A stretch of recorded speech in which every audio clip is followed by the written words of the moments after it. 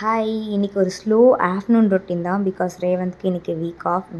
Week of வந்தாலே கொஞ்சம் ஸ்லோவா தான் நாங்க வந்து எங்களோட டேய ஸ்டார்ட் பண்ணுவோம். ஸோ, இன்னைக்கு லஞ்சே நான் ஒரு 12:30 போல தான் ஸ்டார்ட் பண்ணேன். லஞ்சுக்கு வந்து உள்ளி தீயலும், அதுக்கப்புறம் என்னோட ஃபேவரட் பீன்ஸ் பருப்பு உசிலி.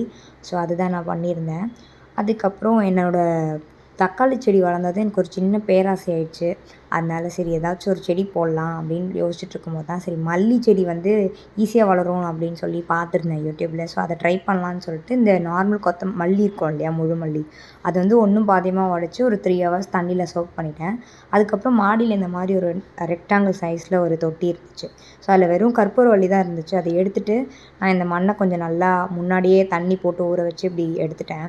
ஸோ, அதனால் கொஞ்சம் சோக் ஆனதுக்கப்புறம் நம்ம நார்மலாக அந்த நாற்று நடுறதுக்கு ஸ்பேஸ் விடுவோம் இல்லையா, அந்த மாதிரி ஸ்பேஸ் விட்டுட்டு அந்த ஊற வச்ச மல்லியை வந்து இந்த மாதிரி போட்டுட்டு நம்ம ஜஸ்ட்டு மண்ணை போட்டு லைட்டாக மேலாட்ட லூஸாக இருக்கணும் அந்த மண். அப்போ தான் அது ஈஸியாக வளரும்னு சொல்லுவாங்க. அதனால் அந்த மாதிரி மூடிட்டு தண்ணி தெளித்து விட்டாலே நல்லா வளரும். 1 மந்த்தில் வந்து உங்களுக்கு மல்லி செடி வரும்னு சொன்னாங்க. ஸோ, நான் 2 தொட்டி அந்த மாதிரி பண்ணியிருந்தேன். இதுக்கு மெயின்டெனன்ஸும் ரொம்ப கம்மி. அதாவது 2 நாளைக்கு ஒரு தடவை தண்ணி தெளித்து விட்டுட்டு, அதுக்கப்புறம் இந்த அரிசி கழுவின தண்ணி இதெல்லாம் போட்டாலே நல்ல க்ரோத் இருக்கும்னு சொன்னாங்க. ஸோ, லெட்ஸ் சி இது வந்து எப்படி வருதுன்னு பார்ப்போம். நெக்ஸ்ட் வீடியோஸில் நான் இது வளர்றத உங்களோட நான் ஷேர் பண்ணுறேன்.